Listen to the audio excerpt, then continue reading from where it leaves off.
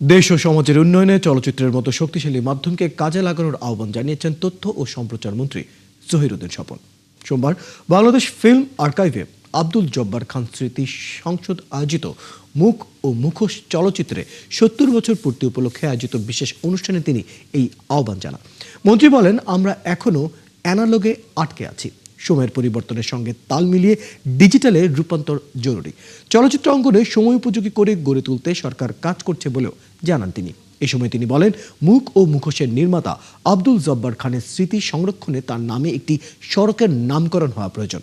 পাশাপাশি দেশের প্রথম সবাক চলচ্চিত্রের সঙ্গে সংশ্লিষ্ট সকল সদস্যকে সম্মাননা দেওয়া হবে বলেও জানান তিনি।